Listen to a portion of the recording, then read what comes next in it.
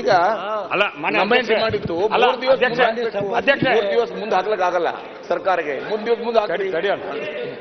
ಅಲ್ಲ, ಅಧ್ಯಕ್ಷರು ಬಹಳ ಒಳ್ಳೆ ಪಾಠವನ್ನು ಹಾಕಿರಿ, ನಾವೆಲ್ಲರೂ ಅದನ್ನ ಪಾಲಿಸ್ತೇವೆ.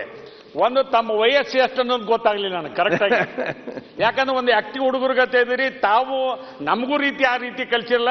ಫಸ್ಟ್ ಬಂದಂತ ಶಾಸಕರಿಗೆ ಎಲ್ಲರಿಗೂ ಅವಕಾಶ ಕೊಟ್ರಿ. ನಿನ್ನೆ ಹೇಳಿದ್ವಿ, ನಮ್ಗೆ ಇವತ್ತು ಬೆಳಿಗ್ಗೆ ಕೊಡಿ ಸರ್, ಮೊದ್ಲೇಕ ಅವ್ರು ಕೊಡ್ರಿ. ಬಹಳ ಒಳ್ಳೆ ಪರಿಪಾಠವನ್ನು ಮಾಡಿ ರಾಜ್ಯಕ್ಕೆ ಒಂದು ಮೆಸೇಜ್ ಒಳ್ಳೇದು ಹೋಗುತ್ತಾ, ತಾವು ಮುಂದುವರ್ಸಿ ಅಂತ ಒತ್ತಾಯವನ್ನು ಮಾಡಿ. ನಮ್ಮ ಕಾನೂನು ಸಚಿವ ಸಲಹೆ ಕೊಟ್ಟಿದ್ದಾರೆ. ಈಗಾಗಲೇ ತಾವು ಹೇಳಿದಾಗೆ ಅವರವ್ರು ಮಾತಾಡಿದಾಗ ಯಾವ ರೀತಿ ಅದನ್ನು ಅವರು ಜನರಿಗೆ ಮುಟ್ಟಿಸ್ಬೇಕಂದು ಎಲ್ಲ MLAಗಳು ಅವ್ರದ್ದು ಒಂದು ಟೀಮ್ ಐಡಿಯಾ ಇದೆ. ಅದನ್ನು ನೀವು ಹೇಳಿದಾಗೆ ನಾವು ಕೂಡ ಇಲ್ಲಿಂದ ಅದಕ್ಕೆ ಯಾವ ರೀತಿ ಅದನ್ನು ಅವರಿಗೆ ಸಹಕಾರ ಕೊಡಬೇಕಂದೇಳಿ ಚರ್ಚೆ ಮಾಡಿ ಅದನ್ನು ನಾನು ಈ ಅಧಿವೇಶನ ಪ್ರಾರಂಭ ಮಾಡ್ತೇನೆ. ರೇವಣ್ಣ ಅವರು ಹೇಳಿ. ಈಗ ಮಾನ್ಯ ಸಭಾಧ್ಯಕ್ಷರೇ, ಕಾನೂನು ಸಚಿವರು ಹಿರಿಯರಿದ್ದಾರೆ, ಹೇಳಿದ್ದಾರೆ, ಒಂದು ವಾರ ಎಕ್ಸ್ಟೆಂಡ್ ಮಾಡಿ.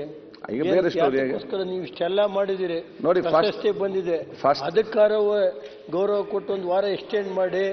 ನಾನು ನಿಮ್ಗೆ ಒಳ್ಳೇದು ಅಂತ ಹೇಳಿ ಮನವಿ ಮಾಡ್ತೀನಿ. ನಿಮ್ಮ ಆ ಹುದ್ದೆಗೆ ಒಂದು ವಾರನಾರು ಎಕ್ಸ್ಟೆಂಡ್ ಮಾಡಿ ನಮ್ಮ ಮನವಿ. ನೋಡಿ ರೇವಣ್ಣ ಅವರೇ, ಈಗ ಫಸ್ಟ್ ಟೈಮ್ MLA ಹೇಳಿದ್ರೆ ನೀವು ಸೀನಿಯರ್ ಮೆಂಬರ್, ನೀವು BSc ಎಲ್ಲ ಕೂತ್ಕೊಂಡು ಟೈಮ್ ಎಲ್ಲ ಫಿಕ್ಸ್ ಮಾಡಿ ಈಗ ಇಲ್ಲಿ ಬಂದು ಈ ರೀತಿ ಹೇಳಿದ್ರೆ ಆಗ್ತದ?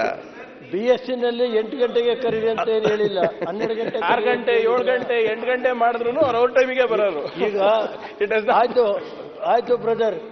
ಈಗ ಮೊನ್ನೆ ಸಭಾಧ್ಯಕ್ಷ ಒಂದು ನಿಲುವಳಿ ರೇವಣ್ಣ ಅವರು ಕರೆಕ್ಟ್ ಟೈಮ್ ಬಂದಂತ ಹೇಳಿದ್ರೆ ನಮ್ಮ ಟೈಮ್ ಫಿಕ್ಸ್ ಕರೆಕ್ಟ್ ಇದೆ ಅಂತ ಅರ್ಥ. ಆಯ್ತು, ಮಾನ್ಯ ಸಭಾಧ್ಯಕ್ಷ ಒಂದು ನಿಲುವಳಿ ಸೂಚನೆ ತಂದಿದ್ದೇವೆ. ನಮ್ಮ ಹಾಸನಲ್ಲಿ ಕೃಷಿ ಕಾಲೇಜು ಸುಮಾರು 25 ವರ್ಷ ನಡೀತಾ ಇದೆ. ಆ ಕಾಲೇಜಿನ ಮಂಡ್ಯದಲ್ಲಿ ಮಾಡ್ಲಿ. ಆಯ್ತು, ನೋಡ್ತೇನೆ ಈಗ. ಅಲ್ಲ, ಒಂದು ಸೆಕೆಂಡ್, ಅಲ್ಲ ಪ್ರಸ್ತಾಪ ಮಾಡ್ತೇನೆ. ಅಲ್ಲ, ಮಾತಾಡ್ಲಿಕ್ಕೆ ಅವಕಾಶ ಕೊಡಿ.